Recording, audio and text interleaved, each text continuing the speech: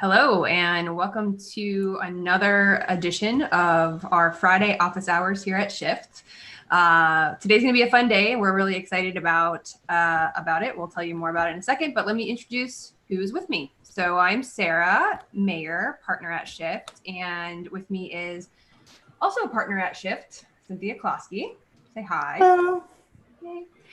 And why we're so excited, we have a special guest today. So we have Ruby with us, and Ruby is a graphic designer at Shift, and she's been with Shift for a little over a year. She just had her 1 year anniversary.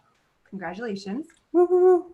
Yay. Yay. So we're super excited to have you on. There's lots of things that certainly design-wise you could answer. So folks out there in the world, if you have specific graphic design or branding questions, you are more than welcome to live chat those questions to us using the chat here in YouTube, or you can send those questions to us via email. Just email officehours@shiftcollaborative.com. We might not get to those today, but we will certainly answer those in time. But we have a specific topic that we're going to have you on to chat about, which is designing for dark mode. So, Cynthia, what questions do you have about dark mode? Well, I have a lot of questions. Maybe just for folks who don't know, what is dark mode? So dark mode it's not something that's new. It's been around for a few years now. Sometimes it's in a beta mode. Sometimes companies have ruled it out right away. But dark mode, what it does is it cuts back on the amount of brightness that our screens give off. And so it can be done in apps. It can be done in interface systems like iOS or Android. So yeah, and some people, there are some benefits. Some people really dislike it. I think it's a lot about personal preference and your personal experience with it. So it sounds like it is, like a Darth Vader thing, but it's really just like a different version of a desktop or an app interface that is dark instead of light. Is that the right thing? Yes. And I wouldn't say that it's ever, I think using light and dark is probably the best way to go about it, because it's never, it's not, you don't necessarily operate on a pure white background all the time, or in dark mode, a pure black background. Sometimes it's more of like a charcoaly gray kind of tone. So using dark mode would probably be the best way to go about it. And people would just sort of, as I've seen it, like you'll switch. There's usually a switch in preferences or something for your app or your operating system, so you can apply it to your whole computer or just to one particular thing, right? Right. And it's important to remember too. So in iOS and Android, you can switch your entire phone to dark mode if you prefer, especially like in the evening time. People prefer it a lot of the times, but that doesn't necessarily mean that a specific app necessarily supports dark mode. They have to kind of take that upon themselves to then build their entire app, rebuild kind of their entire app to support dark mode, and rethink all of their content. So, well, that seems like a lot of work. Why would they bother?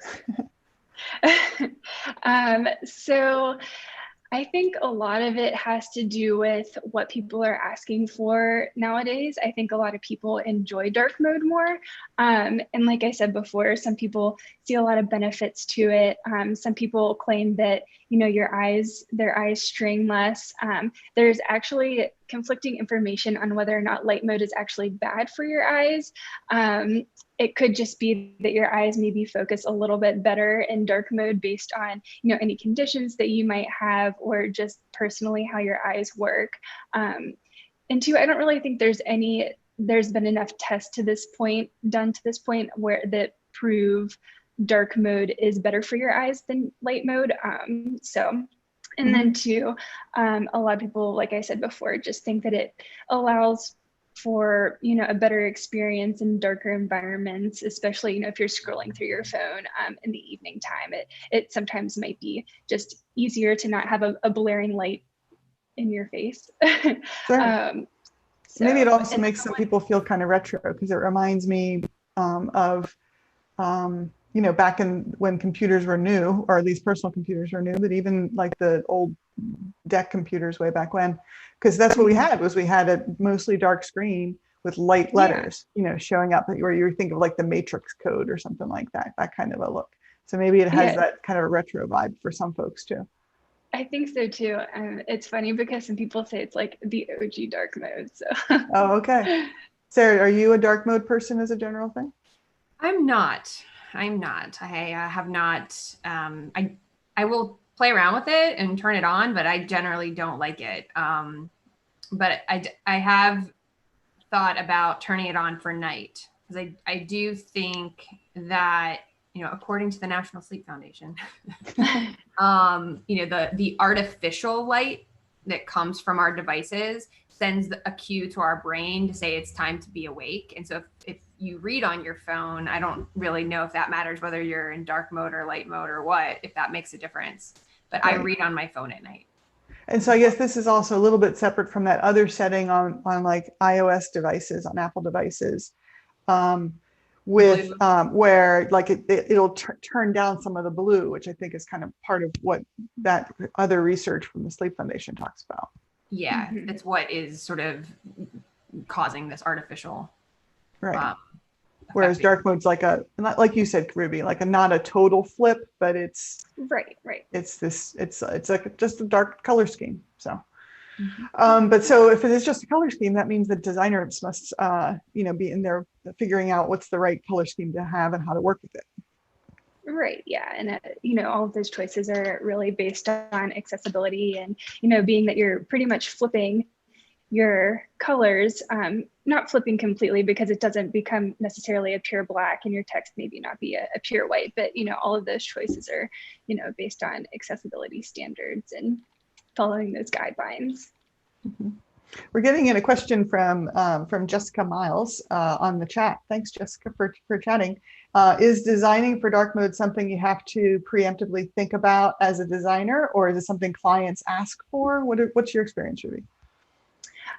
So we haven't done a whole lot, at Shift, we don't really do a whole lot of interface design, like designing a dark mode for an interface per se, but we have had clients ask, what will my design when I push out my content to my social channels, what will that look like in dark mode? So yeah, I think a little bit later we'll kind of go through that and, just keeping in mind, I have some tips too to keep in mind whenever you're designing your, cover photos or your profile picture, and just things you can kind of follow through and check off and make sure that, it does work well for both.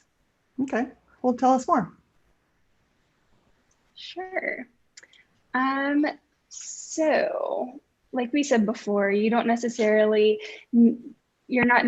planning for a background that is pure black or necessarily a background that's pure white. So keep that in mind too. So you don't want to, it's not too extreme.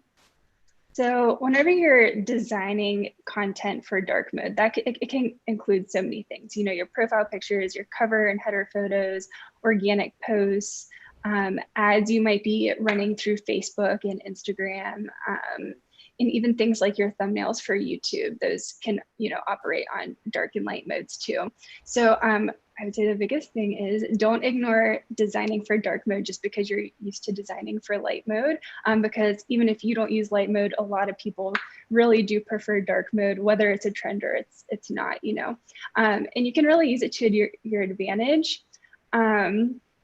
Typically dark mode takes on more of a minimal feel with more of a refined color palette. So you have the opportunity to create artwork that stands out while the dark background really does fall to the back. I was testing out my Twitter feed in dark mode, and some of the things that contrast a lot with the dark mode, they stand out so much more than they do on the white background. So you can kind of use it to your advantage in that way. And like I said before too, just consider all of the content you're pushing out on your social channels. unlike interface designs, they have light mode color palettes and dark mode color palettes. And at this point in time, we can only upload, we only have one chance to upload a cover photo. It's not like you can choose like, oh, this is going to be my dark mode one or my light mode one. So you have to just kind of make sure that they work nicely in both. So on the screen, I'm just kind of throwing up an example in case people are wondering what you're kind of referring to as far as the Twitter app. Yeah. And so the thing that's kind of interesting about Twitter too is they have dim mode, which is, the first and third screens shown here. And then they have their, I think it's called like lights out mode or something like that, where it is a complete dark background. So I'm not sure as far as like battery preserving, which one is the best.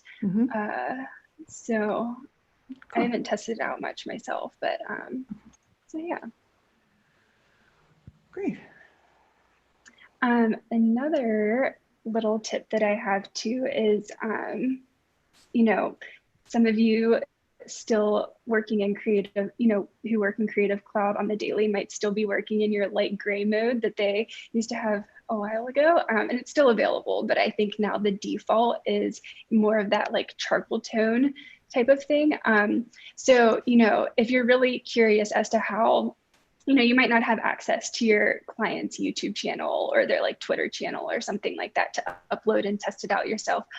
Or you might just not want to run your cover through like a bunch of tests. So what you can do is just kind of switch your interface preferences between dark and light mode and just kind of see like, oh, is my cover photo going to get lost, or is my post going to get lost on a white background, or is it going to really stand out on a white background and a dark background? So it would be neat if, how there are different emulators that we use to see like what would this web page or this email look like in a different browser, like Internet Explorer or Safari or something. So you can kind of test it across a couple different things without having to have a whole room full of computers.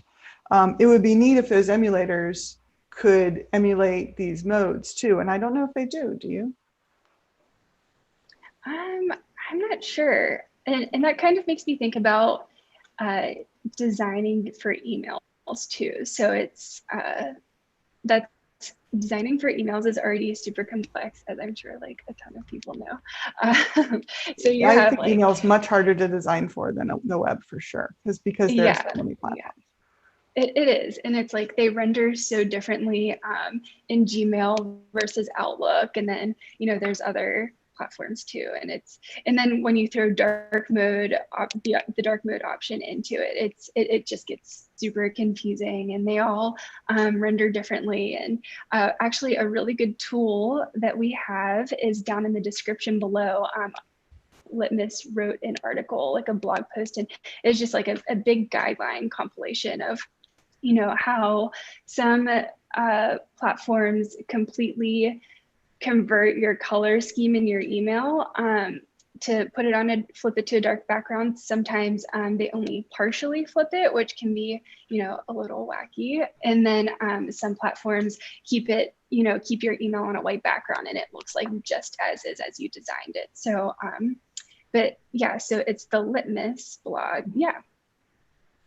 So this is a really good tool. And if you scroll down further, they have some charts. I gotta get rid of their little chat here. Go away, chat. Okay. Takes up so much real estate. But so it's a great reference they've got of all these different pieces. But so this is what the difference between light and dark mode in one email client, in this case in Apple Mail, where they don't change anything. Right, like that's kind of, as a designer, I would consider the most ideal situation because it's not really like messing with your graphics at all. And it kind of keeps it as is.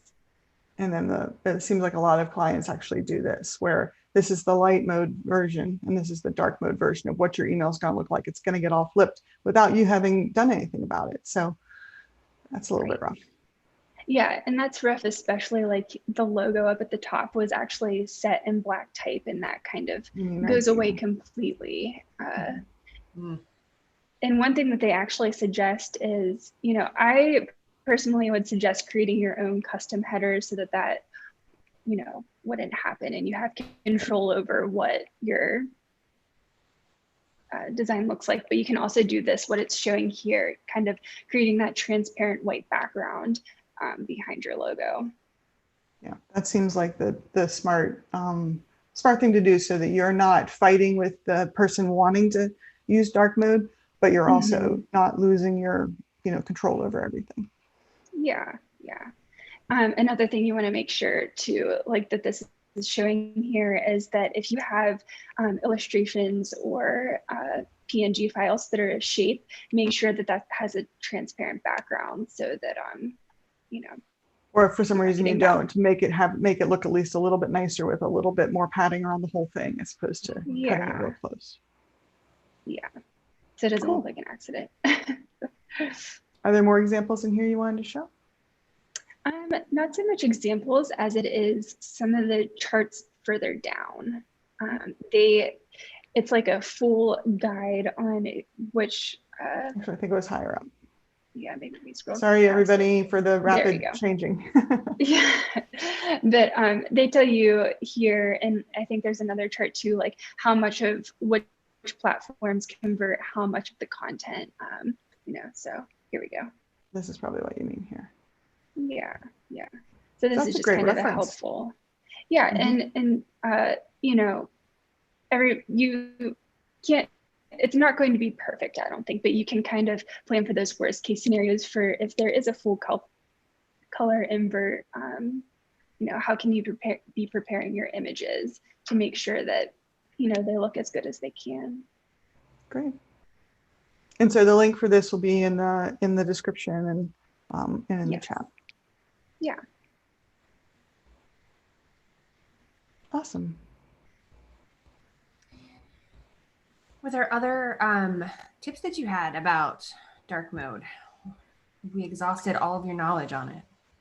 Yeah. So I would say, as far as like uploading your content and stuff, I would say, the biggest thing especially if your client has a big concern about it, if you're leaning more towards a post that has a dark background or a post that has a light background, I definitely run that through some tests and test out in your interface. And I can actually share my screen here with what I'm talking about. So I just have our office hours post up here actually. And if you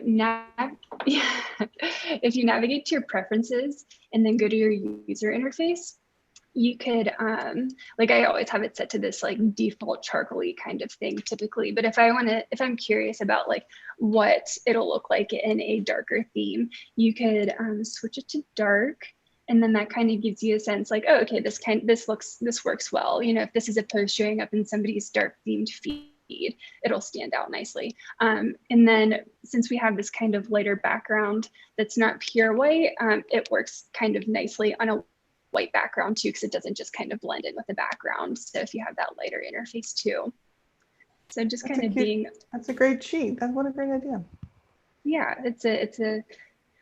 I don't change my user interface often, but if I'm curious about, how something's going to render or present itself, it gives you at least an idea. So yeah. Designer tip. So we had another question from Jessica. Thanks, Jessica. That if you have transparent images, how would you do that? Like they had that effect for the logo. How might you do that for a transparent image?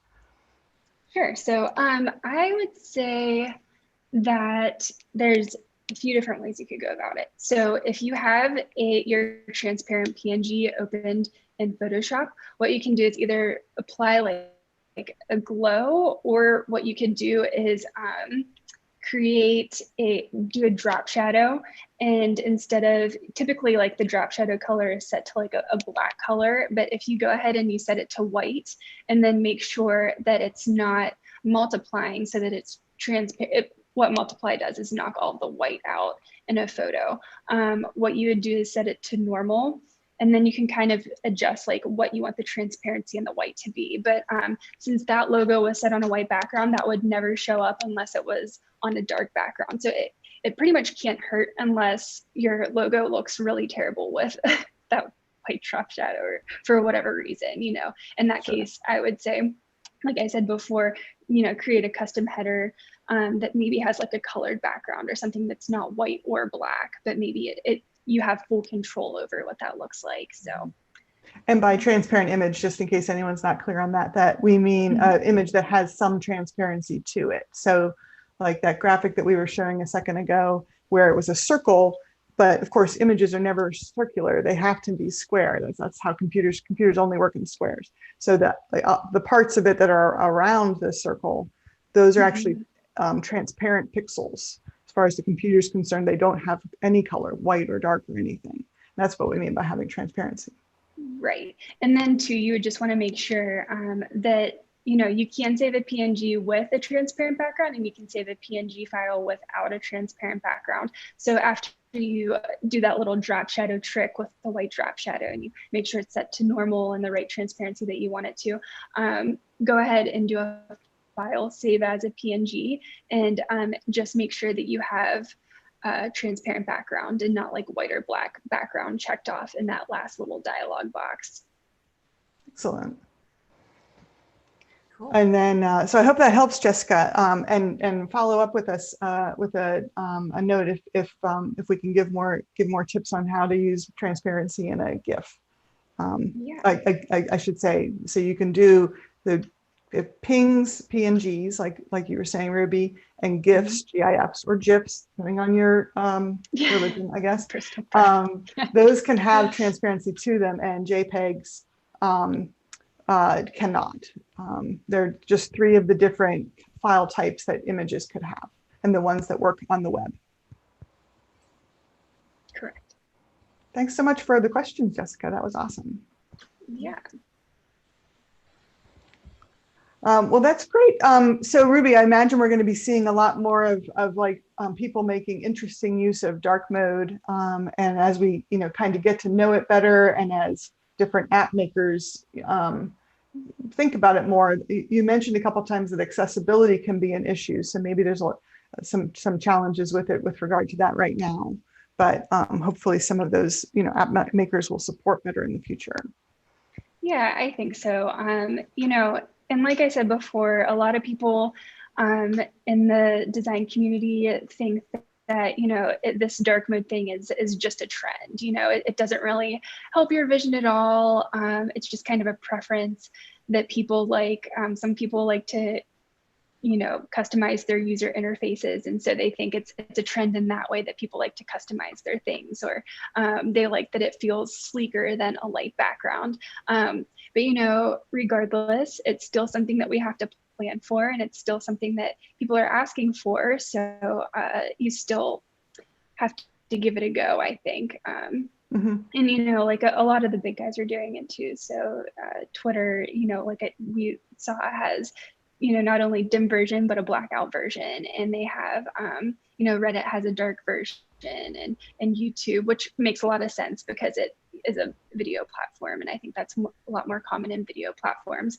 I think Facebook has ruled out a dark mode in their new version. And maybe Instagram, I haven't checked them out, but I've been reading that, that's kind of something they've been tackling too. And then, there's some good tools that you can follow if you are somebody that is designing interfaces and doing a dark interface. And it's interesting too, like some interfaces never operated in the light mode. They had purely just a dark mode, like Spotify, for example, which makes sense for them too. So if you are designing a user interface that starts off in dark mode pretty much, then I would say a really good tool is Google's material design, which is also in the description below. It's that material.io. address. And so it's what that is pretty much a guideline system that holds all of the best practices whenever you're designing for user interfaces. And it has more than just dark mode recommendations in there. It has a ton of user interface suggestions and best practices. So it's super helpful tool. That's great. Right. So this is where it's talking about, use variations of gray rather than just using pure black and pure white. Mm-hmm. And one thing you want to make sure too is you don't want to use too overly saturated colors because that can really vibrate with those dark colors. So, take down your saturation a little bit in your colors. And you also don't want, a huge variety of colors overlaying a dark mode, because then you lose the purpose of dark mode. And it does seem like they've got, a lot of the tips that they're suggesting here kind of conform to what are, a certain aesthetic with regards to design, almost, I hesitate to say Swiss, but that's what I'm thinking. It's like very simple and clean and flat, Yeah. Cool. Well, that's a great resource too. So that's material.io. And the rest of the link is too long for me to read. You can look at it in the description. Yeah, if you just go to material.io, there's a full guide, and I'm sure any designer would be happy to be making use of it. It's pretty cool. That's terrific. Well, thanks, Ruby. That's, I think, a great intro to dark mode for folks, and just some of the issues and things that we have to think about as we confront it. Even if I don't personally care for it, and I'm not saying I don't, but if I didn't care for it, I still have to, accommodate it in design, just like any other design constraint. Yeah, exactly. Cool. Sarah, so what's next on our agenda for today? Well, I want to echo Cynthia's thank you for joining us and giving that really nice primer of designing for dark mode and the considerations to make. We appreciate that. You can stay on and chime in, because if there are more design questions that get asked, we would love for you to take those questions. So feel free to stay on. But yeah, the next topic that we are planning on discussing here today is surveying and surveys, and kind of thinking through what do we use surveys for? What are our client uses for them? And, kind of just best practices and how to do them effectively. So that is great. And if anybody has any questions about surveys, if you've gotten any interesting stories of how you use them, again, pop those down in the chat or send them to us via email at officehours@shiftcollaborative.com. Because I feel like surveys have a real powerful tool, but there's a lot of ways to do them wrong. Wouldn't you say, Sarah?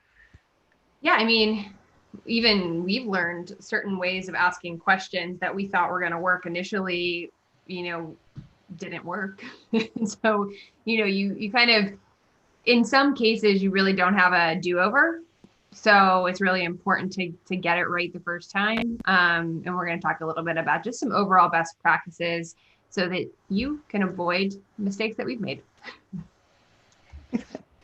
But yeah, I think they are so powerful as a tool. As a marketer, it really allows us to get insight into the people that we're trying to reach, and what they care about and how they make decisions, and what causes them angst, what causes them satisfaction in a process. So there's so many useful ways in which we as marketers can effectively utilize surveys, and we often use them. So I'm pro survey, but I think to your point, you can definitely get it wrong.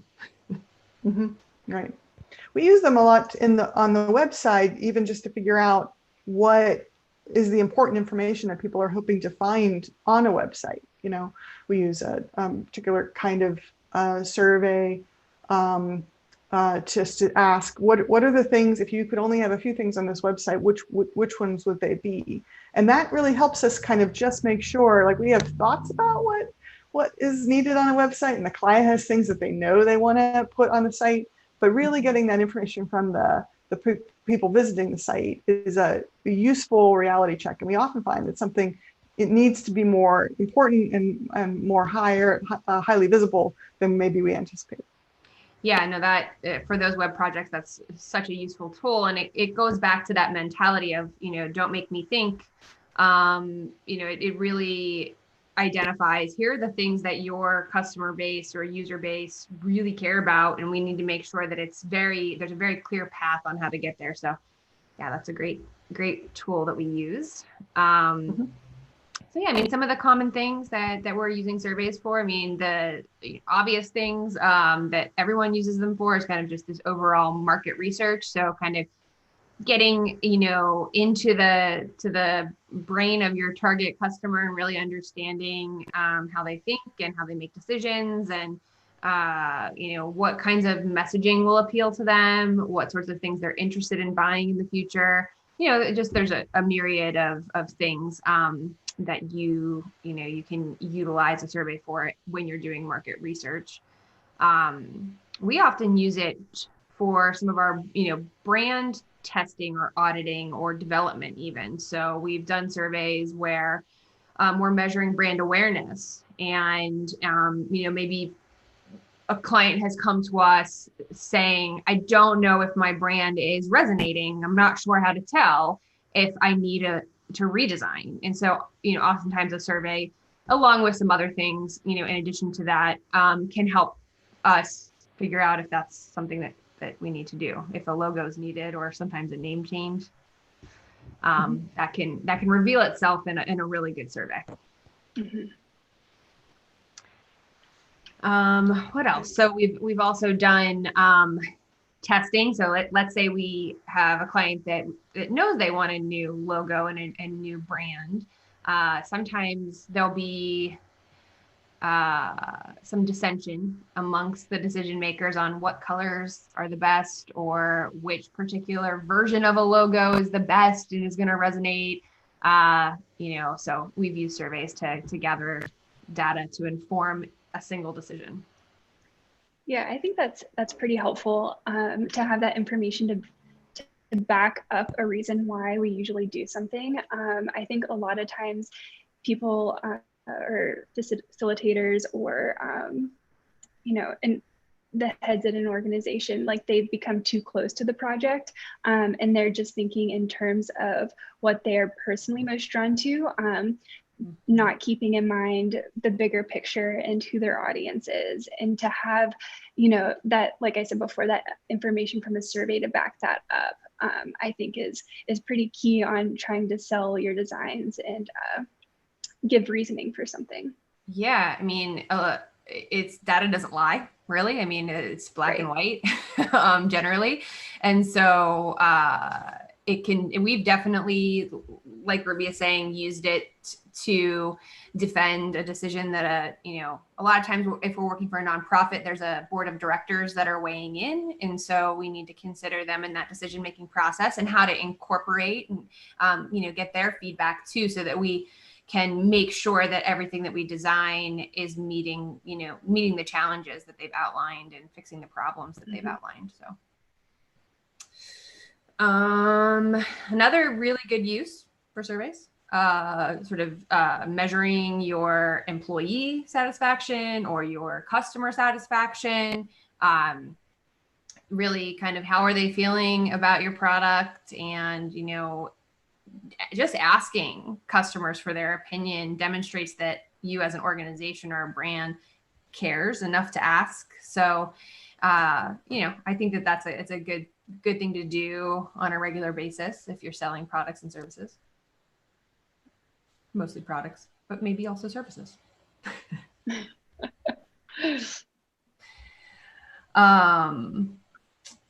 So we thought we could kind of go through some best practices for designing a survey, and I don't necessarily mean the look of it.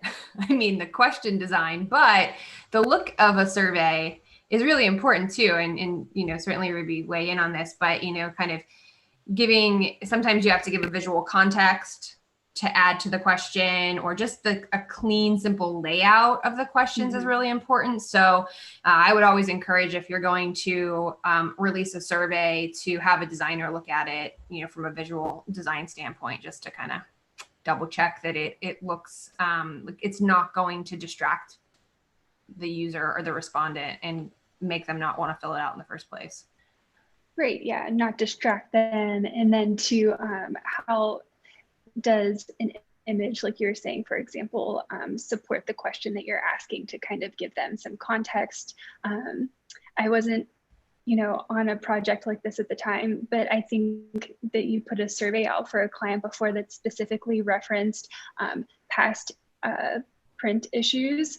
And so to be able to have that give the survey takers context, like I was saying, I think is super key, and just helps them to make a decision, especially sometimes whenever you're asking somebody to do a survey, like as a favor. I think making it as easy as possible for them is definitely, key. That is absolutely one of the key things, for sure. It looks like we have a question.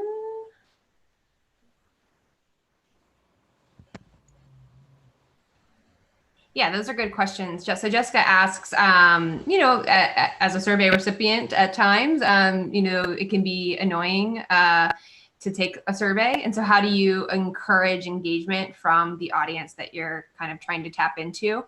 And how do you deal with a low response rate, low turnout? So I think, there's a lot of things that you can do to encourage engagement. And we're going to kind of go through a few of them, but one of them is that in general, a really long survey is going to have a lower engagement rate. So kind of thinking about, or they're going to have a lower completion rate, if you will.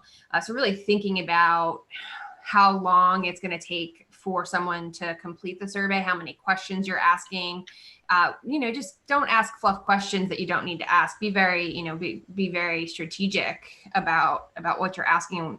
And I think that in order to do that, at the very start of, before you even ask the questions, you really need to clearly define what is the goal of the survey.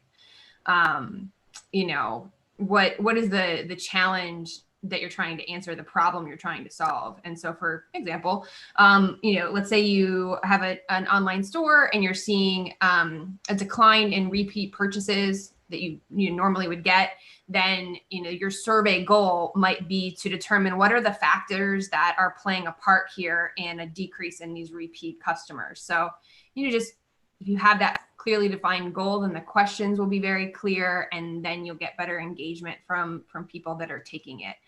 Cynthia, do you have any other thoughts on how to encourage good engagement with the survey? Well, the point that you said there, knowing why you're doing the survey at all, and how the questions kind of flow from one to the next so that they're logical. I think those are things that are important for getting completion.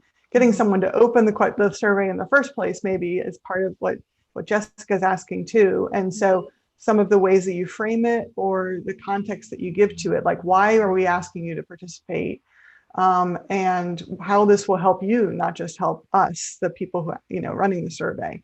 That those, I think, are among the things you can give people some intrinsic motivation, that they're doing good, or they're helping the community, or whatever it might be.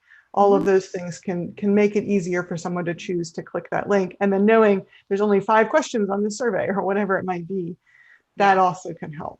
Yeah, we use, there's probably a ton of survey tools, but we use SurveyMonkey.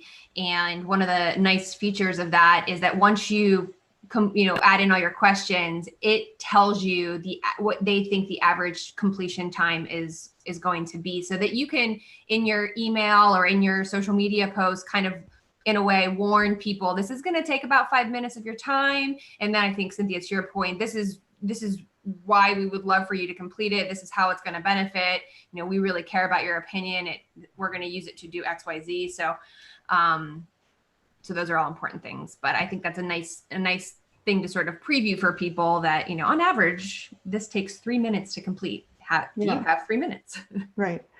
Another thing is and part of when you mentioned there sending it out by email or social media or how you're sending it out, really thinking about who you're going to target and whether you can target them.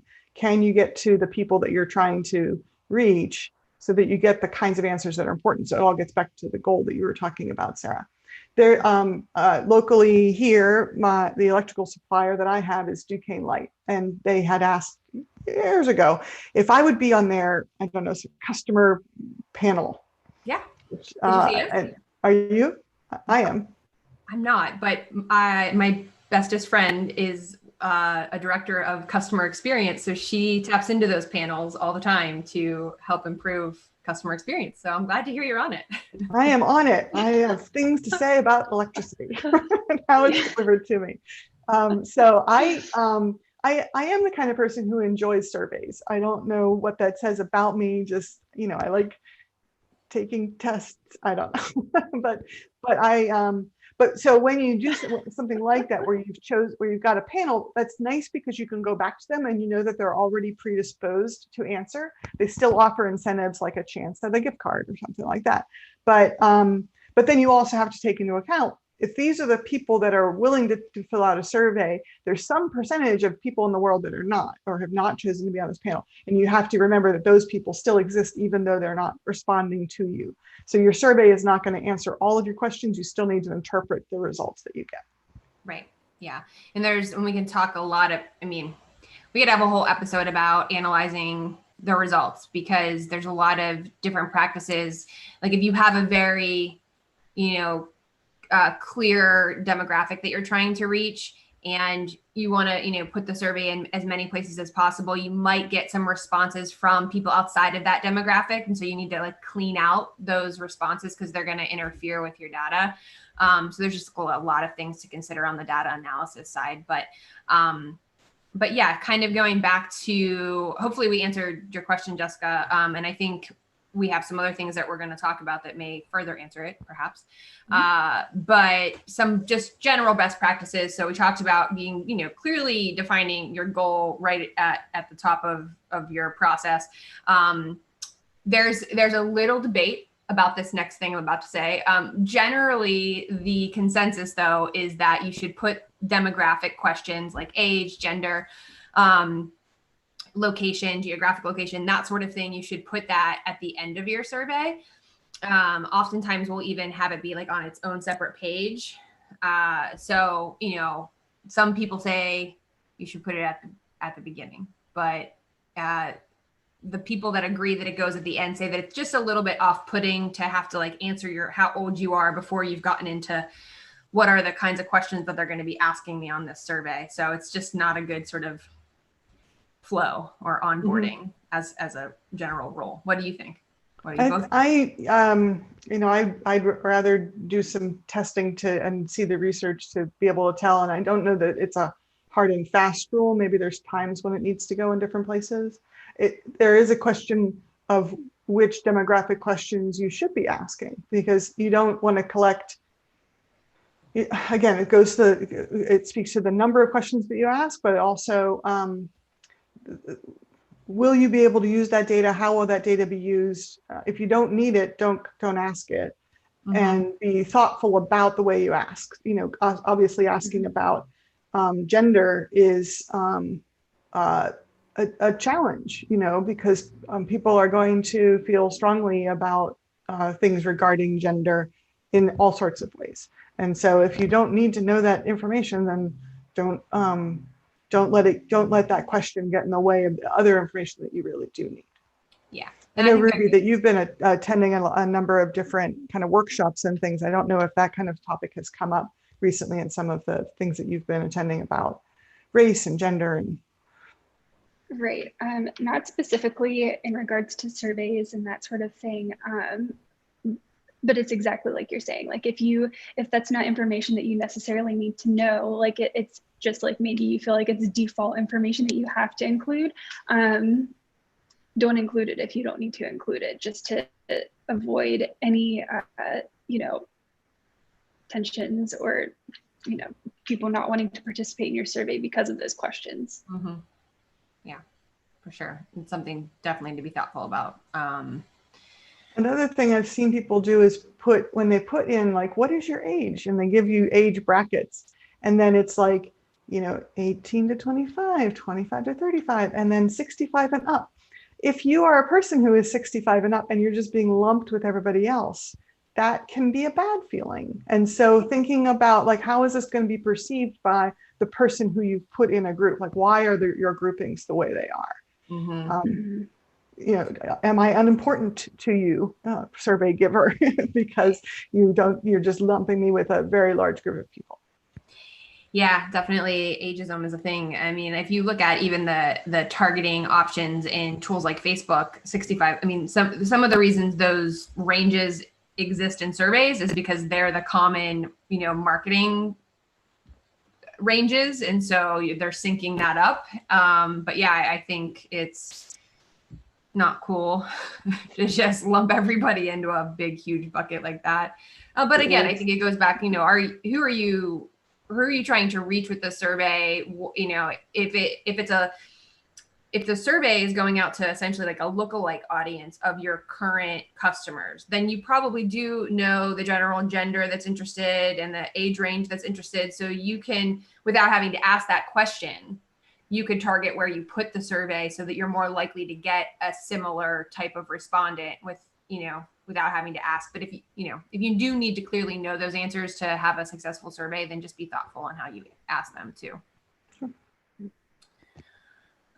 So we did talk a little bit about how longer surveys are going to lead to sort of lower completion rates. But sometimes a longer survey, like I think about, a customer survey, satisfaction survey, or an employee survey, you might have a lot of questions you want to ask. You could certainly split that up into multiple surveys over time. Or you could just let people know kind of upfront, look, this is a little bit of a longer survey. It's probably going to take you about 15 minutes. We would really appreciate it. I think it goes back to like, here's why we care about your opinion. Here's why we need it. Here's how we're going to use it. Kind of giving that, context to people. And we're going to talk about incentives a little bit further on down, but you could also incentivize if you have a longer survey.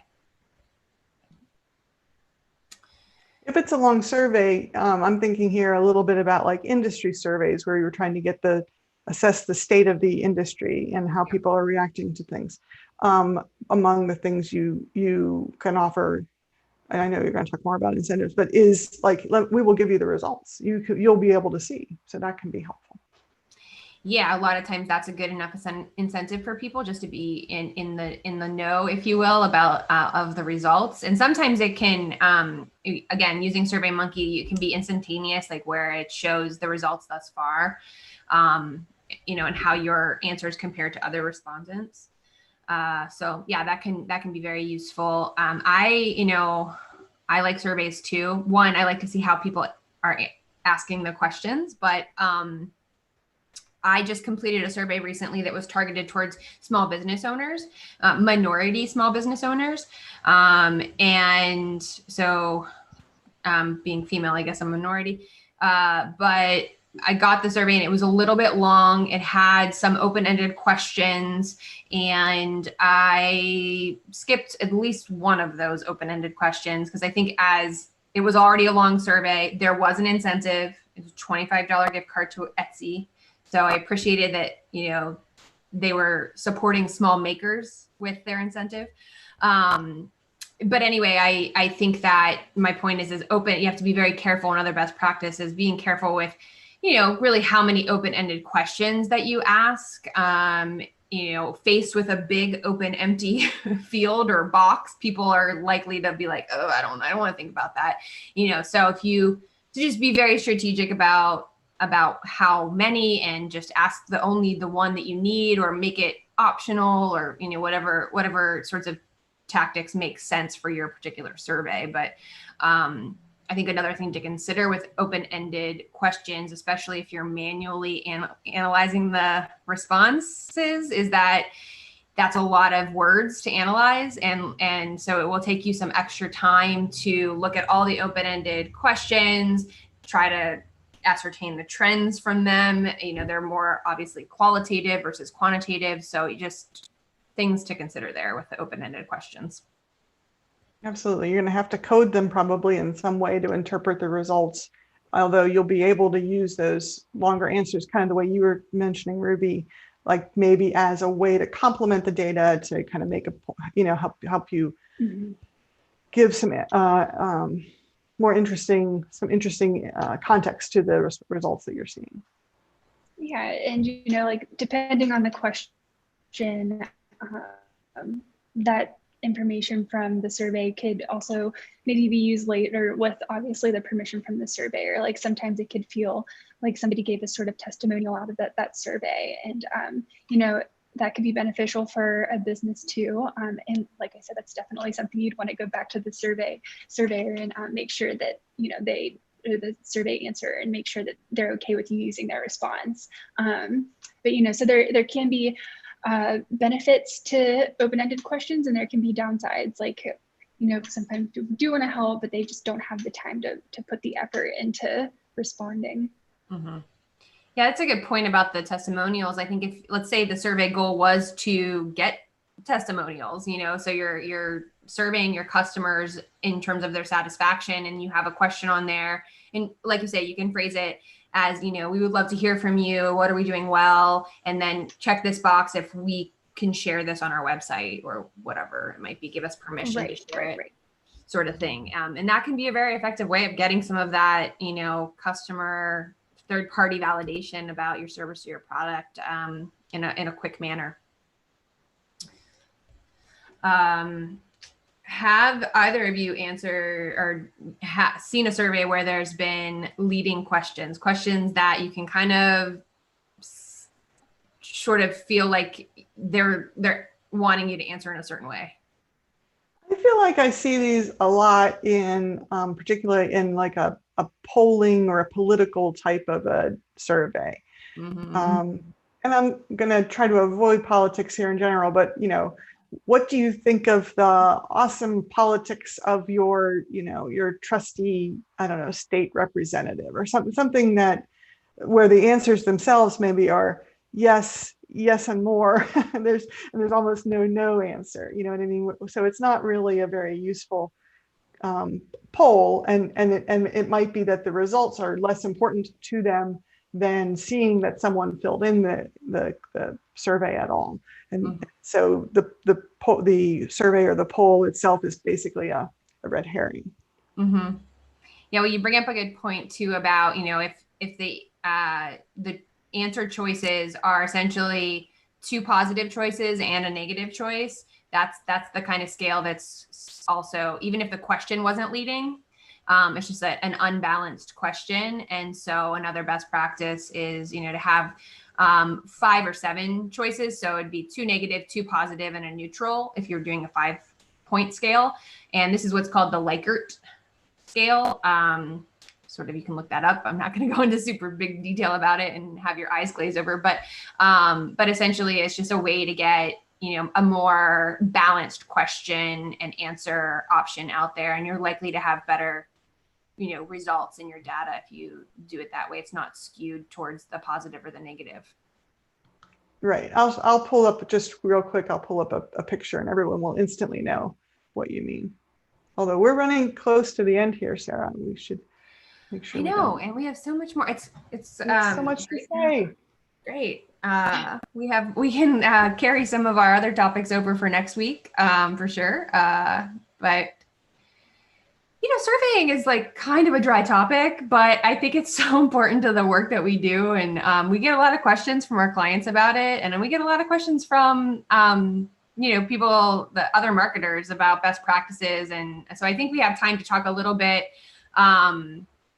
finish the best practices and then talk a little bit about promotion, some of the things that we've done and some of the practices that can be successful in getting the word out there and actually distributing your survey. But yeah, we are getting close to time here. So let's see. I think one important thing, one last best practice maybe is don't ask for 2 answers in one question. Like, don't say, how do you feel about our support and our financing options? Like, don't try and bundle everything into one question because you're trying to keep it short. Really break the things out so people can react independently.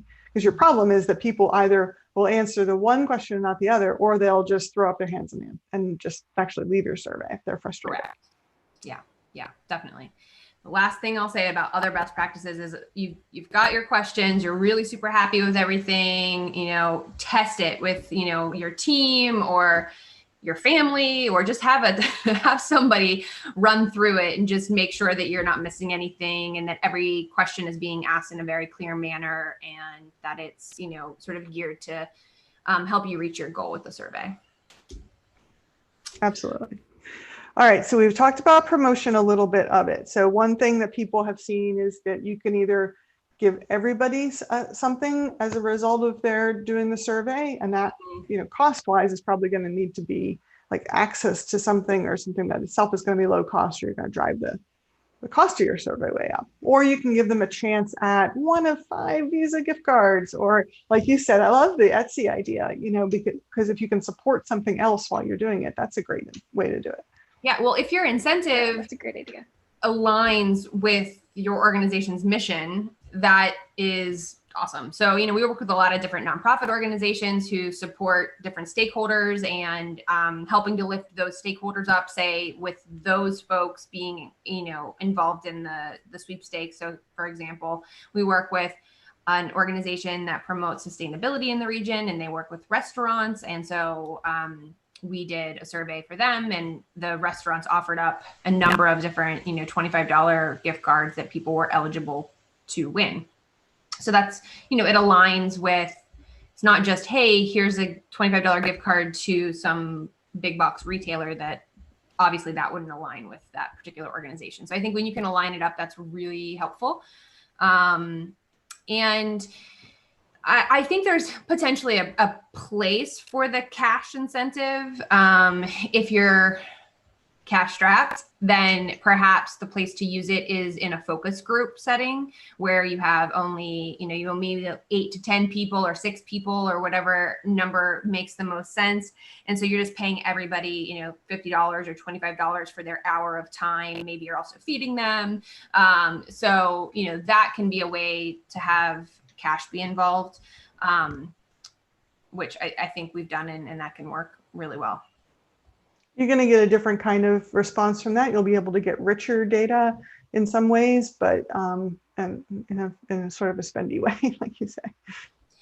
Yeah, I think so. Back up to those open-ended questions that we talked about a little bit ago. Those are qualitative, and it's really, as a researcher, you need to have quantitative and qualitative data to tell the story of what's going on.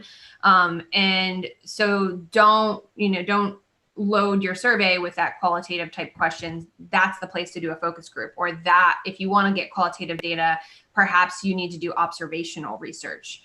Go observe, people buying the product, or in interacting with your business in some way.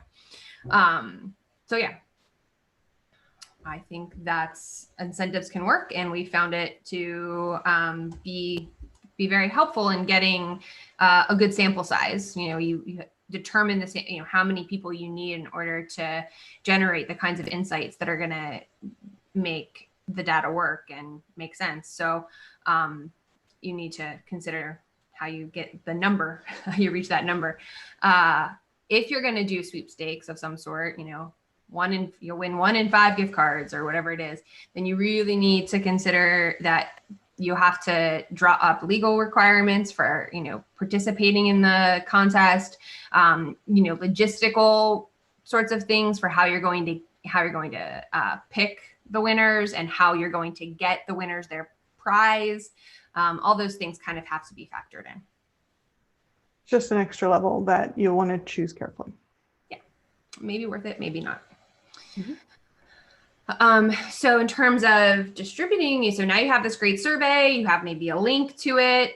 You want to probably share it out in all of your, channels that you control. You send an email. If it's a customer survey, send an email out to all of your customers. You maybe, post something on your website, perhaps put something out on social media. You can send the link to your partners or your vendors and ask for them to send it out. It really does depend on who that target audience that you're trying to reach is. But but you just sort of use all of your channels at your disposal. And then perhaps you do want to, if you put something out on social media, like, hey, we're doing the survey, here's why, would love for you to fill it out. Here's what, the outcome of, here's what we're going to use the data for. Will you please take it? You can then pay a little extra, let's say on Facebook or, LinkedIn or what have you, to boost or sponsor or promote that organic post, get more reach. You can also then be very specific for who you want to see the boosted post. You can say, certain geographic region or age, gender, that sort of targeting. So that can be helpful. Absolutely. And not all surveys need to be done online. And it might be that for your particular survey, you might need to make a point of getting offline, some sort of a community outreach thing, whether that's going around with a clipboard and having people fill it out, or handing out paper copies or mailing it out. There might be a number of reasons why a non-digital approach is important for your particular survey tool. Absolutely. Have to consider accessibility, and you want to get it out to, a wide range of people that way too. Absolutely. It's been an hour. Oh, the time does fly. What do you think, Ruby, for your first office hours appearance? Yeah, I thought it was great. I think just kind of rolling in and asking some questions and just getting a conversation going about something new and different was, I think can be beneficial, and happy to talk about it. Yeah, well, we appreciate everybody that's listening or watching as well, and participating in any way. Again, we're doing this because we have these ideas, and we want to make sure, particularly in these crazy times when a lot of organizations and businesses are a bit cash strapped, that doesn't mean that suddenly your needs for marketing go away. And so hopefully some of this information is helpful. Yeah, thanks for tuning in. And I think I was just going to say, I think it's a lot of questions that we get from clients too. So we know that, everyone else must have these questions if, just a few of our clients have them. So. Absolutely. So we're here pretty much every Friday from noon to 1. We'll see you guys next week. Thanks again for tuning in.